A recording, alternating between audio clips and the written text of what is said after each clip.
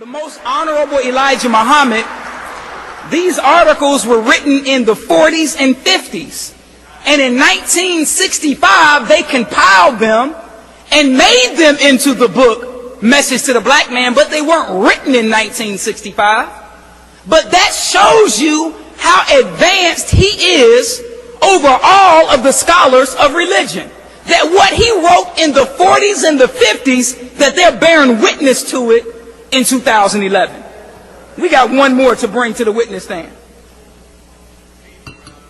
This man's name is Max DeMont, who wrote the book Jews, God, and History.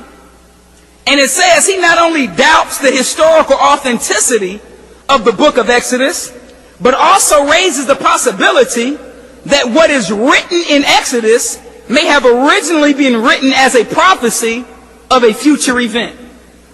I'm going to say that again. He said that what is written, he meaning Max DeMont, in the book Jews, God, and History. Let me read to you a quote directly from the book. Meanwhile, the Jews, Hebrews, or Israelites are slaves in Egypt. What will happen to Abraham's grand illusion that his seed will inherit the earth? Was it all a delusion? Or was it a prophecy to be taken up by other men appointed by God and fulfilled at a later date? Let me read it one more time. Was it a prophecy to be taken up by other men appointed by God and fulfilled at a later date? Now, all four of these scholars agree 100% with the most honorable Elijah Muhammad. See, we have to bring them to the witness stand. Because black people always ask you when you say something, do you have any proof? What they're really saying is, are there any white people who agree with what you're saying? That's what they mean when they say, do you have proof? We just brought four. Let's move on. So now, what is the problem? If it's so clear, then what is hindering us from moving forward?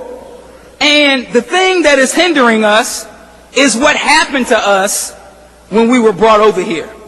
And when we were brought over here, we were infected with a disease. And the name of that disease is called white supremacy and black inferiority. Let me read to you, and I have a PowerPoint to show you. Let me read to you from this book, Message to the Black Man. The most honorable Elijah Muhammad says on page 220, the unity of 22 million so-called Negroes up from slavery is the answer to our salvation. We are suffering untold torture and murder at the hands of our enemies because of our lack of unity. The cause of this lack of unity among us is due to the work and teaching of our enemies, the slave master's children. Our slave master's children have reared our fathers and mothers to be enemies of each other. They have destroyed our love of self and kind. They have educated us to hate and refuse all that goes for black people. I wish somebody was listening. So now, when we deal with this disease that we've all been infected with because we grew up in America, the disease of white supremacy and black inferiority. I don't know if they have the PowerPoint ready. When you are in the public school system, from kindergarten to 12th grade, you are being indoctrinated with white supremacy and black inferiority. You understand what I'm saying? So now, let's look at it. You start out and you go to your first class and you go to science class. And you sit down in science class and you learn about Darwin's theory of evolution, which you all learn in the public school system. Well, when I was in 8th grade, I had to do a research paper on Charles Darwin. There was no internet back then. I'm not that old. The internet just came around in 96. All right?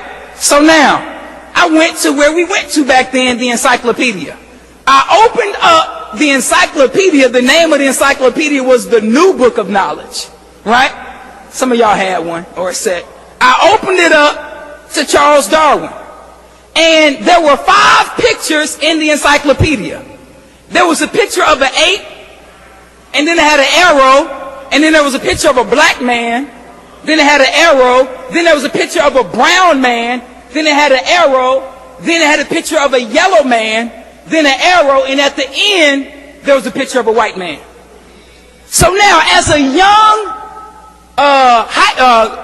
I guess not high school, but grammar school student, 8th grade, now I don't know what I'm looking at is white supremacy and black inferiority, but how did it affect the minds of our people to be taught that black people are just one step above a monkey or an ape?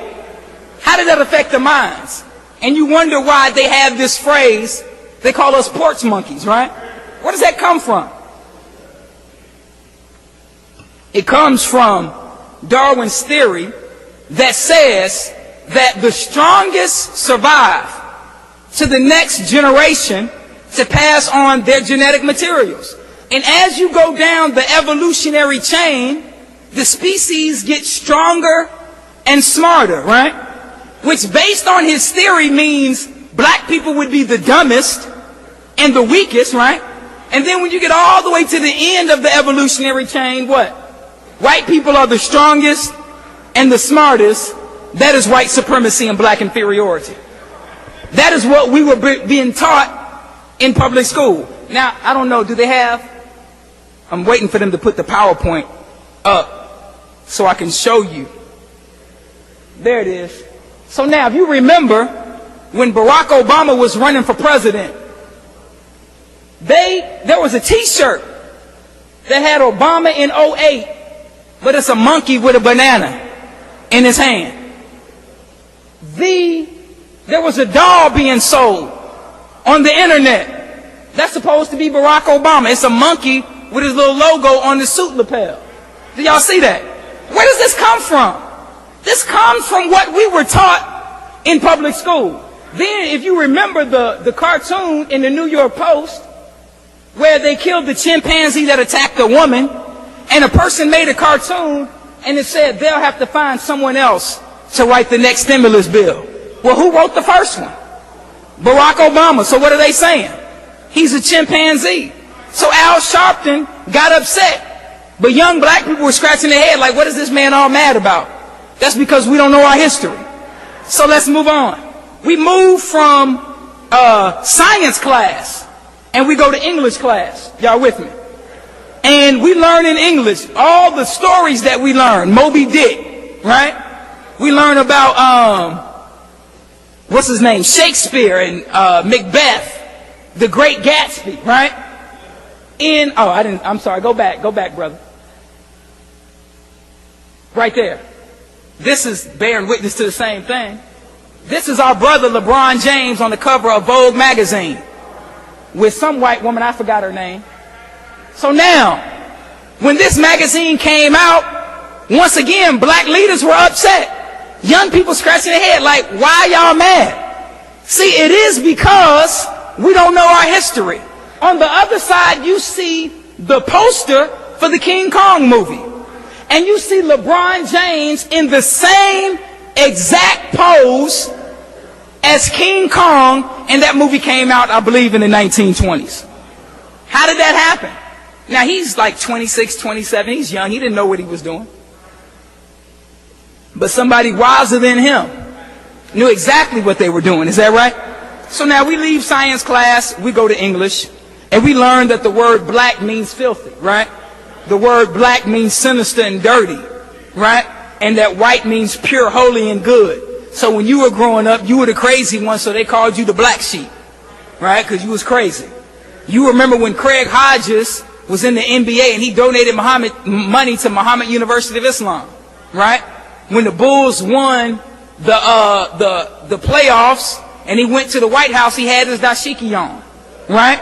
So he ended up being blackballed from the NBA. He's the #1 3-point shooter in the NBA, but because of his relationship with the Honorable Louis Farrakhan, they say he was blackballed. Black meaning something negative, right? If you have a picture of somebody, you know them pictures that y'all have on your phones and crazy stuff like that, right? somebody gets a hold to it and they say, look, you better give me some money, I'm going to put it on the internet. What is that? That's blackmail. All of the terms that deal with black are negative. All of the terms that deal with white are positive. So now, when you turn on television, which brings us to the next slide, you remember we used to watch TV and the wicked witch had on black, right? Good witch had on white, right? And you learned this in school. Can y'all go to the next one? You go to the grocery store and you're just trying to get some snacks for later on, right? And you can't even escape white supremacy in the grocery store because the devil's food cake is black and the angel's food cake is white. So now, you go to history and we're learning the same thing. We're learning about the great accomplishments of white people. You go to math and you learn that the Greeks originated math. You learned about the Pythagorean theorem, right? Which is a squared plus b squared equals c squared.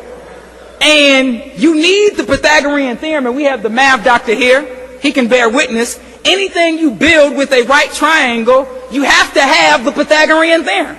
So now you learn that it was Pythagoras, a Greek man, that originated. But you go to Greece and there are no pyramids in Greece, right? But you go to Egypt and there are hundreds of, over 100 pyramids, all praises due to Allah, in Egypt. So how is it possible that the Egyptians were able to build over 100 pyramids 2,100 years before Pythagoras was born if they did not have what is called the Pythagorean theorem? You understand what I'm saying? See, the thing that happened is the Greeks learned from the Egyptians and the Greeks respected the Egyptians. But when they brought us in slavery, they could not have in the history books that the Egyptians were black people, right? They couldn't teach you that. They have in the history books that the Egyptians were white people. But if they were white people and they were out there all day and night building pyramids and it took them 20 to 30 years, they all would have died from skin cancer. How is that even possible? So now, the Egyptians actually did something with what they had. The Greeks did nothing with it. The pyramids are still standing, though they've been there 5,000 years. The first pyramid was built by a black man by the name of Imhotep. And he built it for a pharaoh named Zoser, and that pyramid is still standing right now. It's the oldest building in the history of the world, built by a black man. So now, you didn't get this in history class, did you? All you got was the great accomplishments of white people, right? They didn't tell you about the Moors, did they? That ruled the world from 711 AD to 1492. I know what you think. Black people can't rule anything. I know you've been influenced by white supremacy and black inferiority. The Moors are the ones that are responsible for bringing the Europeans out of the Dark Ages. See, during that time period, the Europeans only took a bath once a year or once every 2 years. But it was the Moors are the ones that brought to them hygiene. Well, Queen Elizabeth, she took a bath once every 3 months. And she was known as the cleanest woman in all of Europe. So now, when they took a bath, everybody in the family used the same bath water. The father did it first. He took his bath. Then the oldest son. Then the next oldest son. Then the next oldest son. Then the wife. Then the daughter. Then the baby, right? And by the time the baby took the bath, the water would be so dirty you couldn't even find the baby in the water. So you have a phrase that you say today. Don't throw the baby out with the bath water. But you never knew where that came from. So what civilized them? You wonder why people get married in June. The reason they get married in June is because the Europeans The white people took their yearly bath in May, and they figured that by the time June came around, they still smelled good. But just in case they didn't smell good, they would give the woman a bouquet of flowers to cover up the smell. So you're doing the same thing in 2011 and don't know where it came from. You say to your children, you don't have a pot to piss in or a window to throw it out of, but you don't know where it came from. The Europeans, before we civilized them, they used the bathroom in a pot, number 1 and 2, and then they threw it out the window.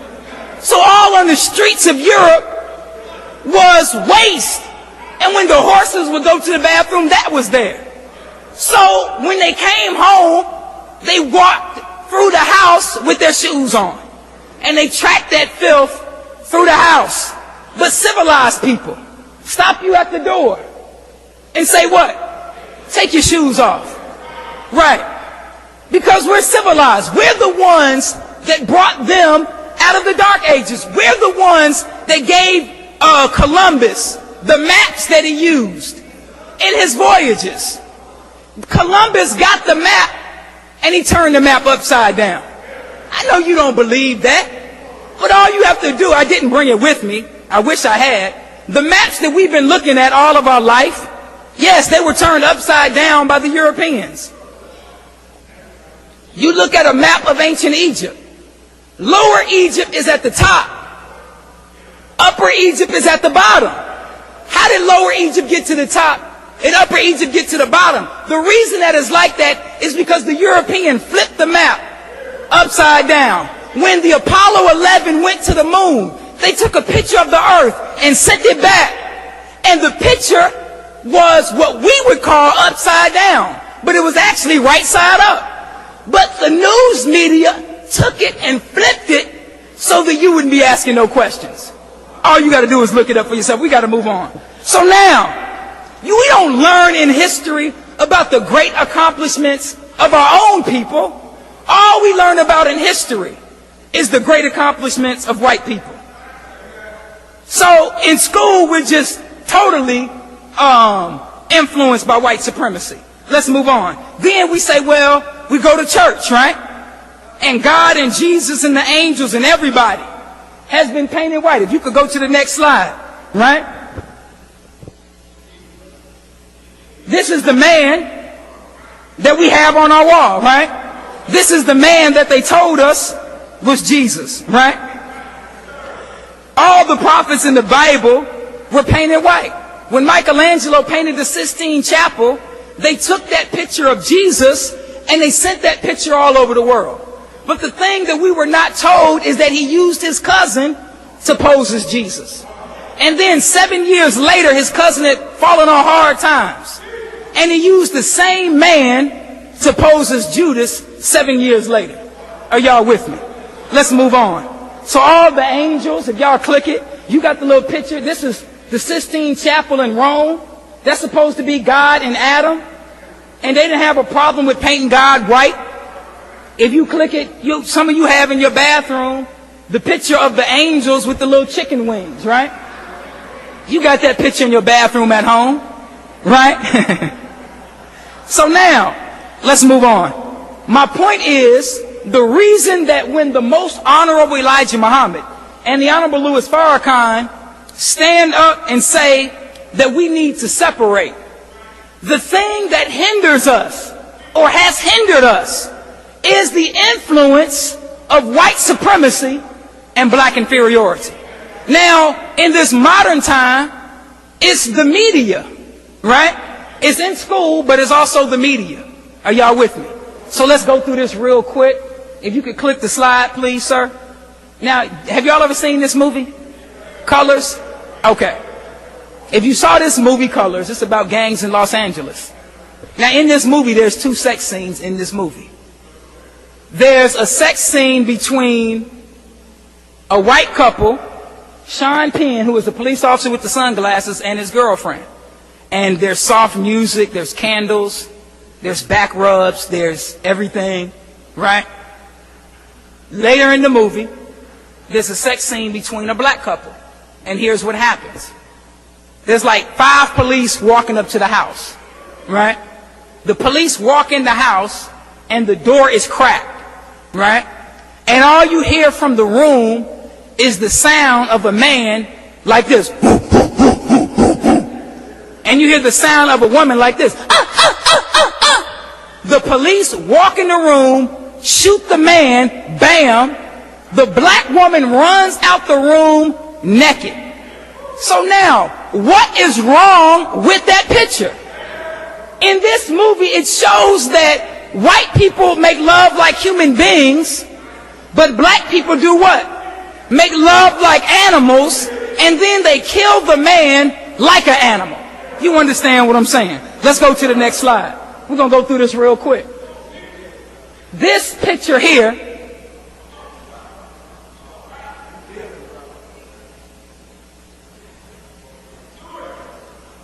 can y'all hear me?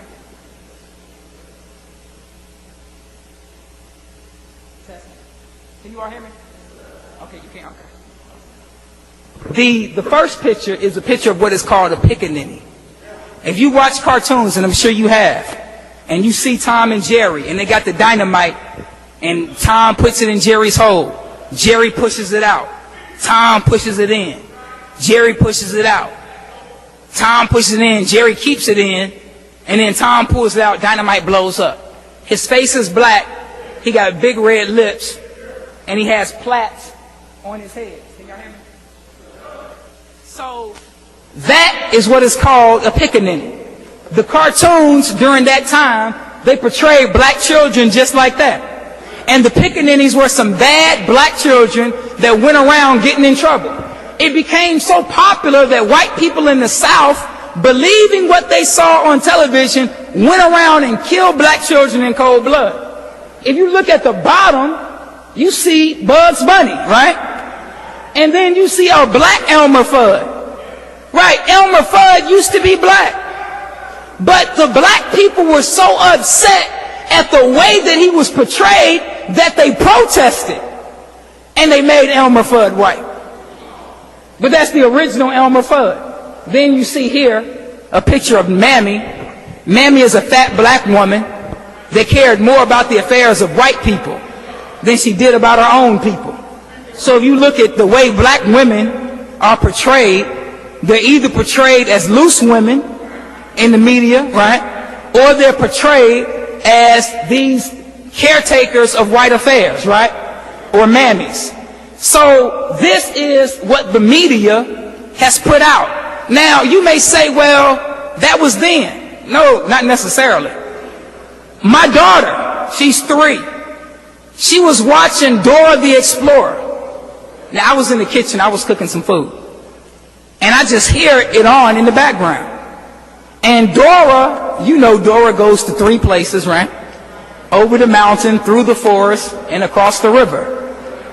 Right? You already know that. So now, Dora was looking for these friendship bracelets, so she was going to all these different continents. I think one was Germany, one was Russia, and then she went to Tanzania. Well, the bottom line was this. Everywhere Dora went, on all of these continents, everybody lived in houses and they drove in cars.